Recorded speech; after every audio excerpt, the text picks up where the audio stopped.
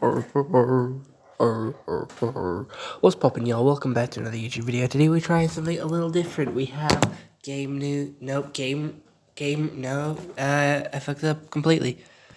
Alright, do over. What's poppin', y'all? Welcome back to another YouTube video. Today we're taking a look at something very new on the channel. We've had film review, anime review, series review, and now we are looking at game review, which is where I go back and look at the games I've played, take a look at them as a whole, and review them based on gameplay, graphics, visual style, and just all of that.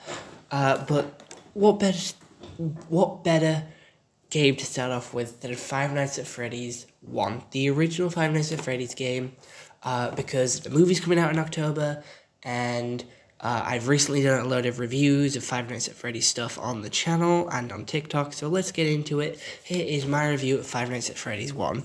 It is a simple game made by one person, so it is a big task for like a single person to make a game and all the graphics and designs of everything by yourself. So I'm going to take that into account when creating this review, but after the first playthrough, like the first 2-3 nights, I find this game gets very boring and very repetitive. It was made quite a few years ago as well. I don't remember the official release date, but it is a very simple game. You push buttons and watch cameras, and the only animation is the jump scares and the running Foxy sequence. And I think the CGI and the sort of graphics and the game design is decent. Like, it all looks really good. I like the office. I like the lore implications that it has. I like the story behind the game and how sort of crazy and chaotic and sort of how much it's grown. I like the story. I like the story behind the game, but this original one doesn't have much lore implication, doesn't have much story to go off. It was just like a quick clicker game.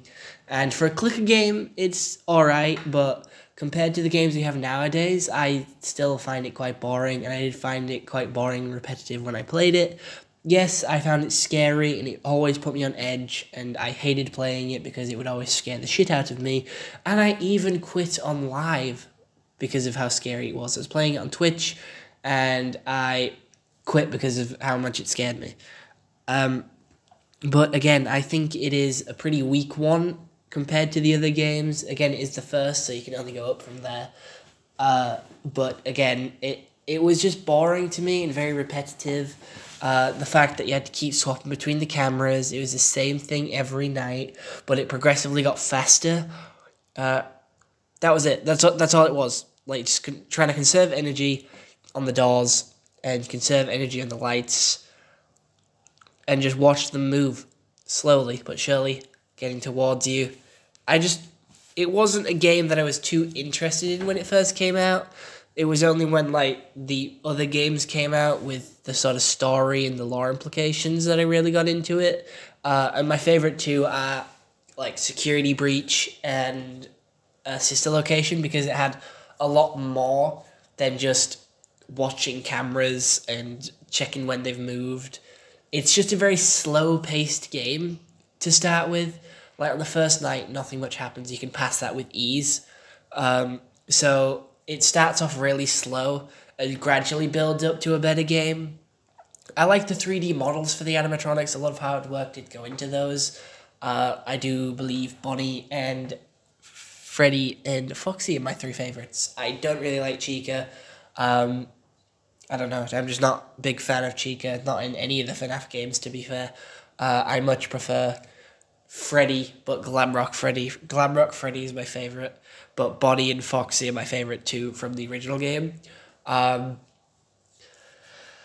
It's just a very simple game. Again, it was made by one person, so I'm going to take that into account because of how much work and effort had to go into it. Like, if he 3D modeled, like Scott Coffin, the creator of Five Nights at Freddy's, he put the time into creating the story, the lore, the sort of 3D models, the room, the gameplay mechanics, all the coding behind it is what he did. He did all that by himself. And to be fair, I think he did a decent job. I just think the game is quite boring itself. Like, the whole premise of the game is boring, but everything else he's put a lot of hard work and time into, and that's what's going to bump up the score, in my opinion. Like, the animatronics, they look absolutely amazing. Again, first game, bit sort of blodgy, but still. I like them. Here they are on the screen now. They look cool. They're good. They're great. They each have their individual characters, each have their individual names. It's just the office here that looks pretty boring. Again, it's filled with like papers, kids' drawings, and just stuff from the building, the pizzeria. It's just, I know they're not going to make it too overly sort of exciting, otherwise it would distract from the gameplay and distract you from actually doing the tasks that you need to do. But again, with it being on console and PC and mobile and even Switch now, the fact that it can be played decently on all four was pretty cool at the time, but it just showed how small of a game it was. But like nowadays with cloud gaming, you can play massive games on phones, so it doesn't really matter for anything now. But I don't have much else to say. I thought I had more to say about this game. I am turning into the game by repeating myself so often. But I am gonna give it a good 6 out of 10. Because of the nostalgia reasons and the sort of game like design and where it like how everything stemmed from this one game makes me want to put it higher, like a 6, a good 6. Well, I'm gonna 6 is a solid place, and where I'll put it on the Five Nights at Freddy's sort of scaling that I'm gonna put it at, because I'm gonna go through all the games and rate them all. So do stay tuned for that. But the first one, it's a solid 6 in my opinion. I don't have much else to say. It's just a very repetitive game and quite boring at times. But the jump scares are scary. I do like that. And each animatronic has its own individual animation that looks like it's shaking you and actually like trying to scare you and ram you into a suit, which I find pretty interesting. The music in the game is pretty good as well. It builds suspense, builds like fear, and it does give you this sense of relief when you hear the 6 a.m. chime. When the daycare opens, it just, not daycare, pizzeria opens, it just gives you that sense of relief and sort of the fear's over now. Even when you lose power and you sat in the dark and you hear it, you're like, boom, you're safe now, it's all good, it's all great, you don't have to worry, you don't have to fear. But yeah, again, I do apologize for the shortness of this video, but there isn't much else to say about it. It's a pretty simple game, pretty simple premise.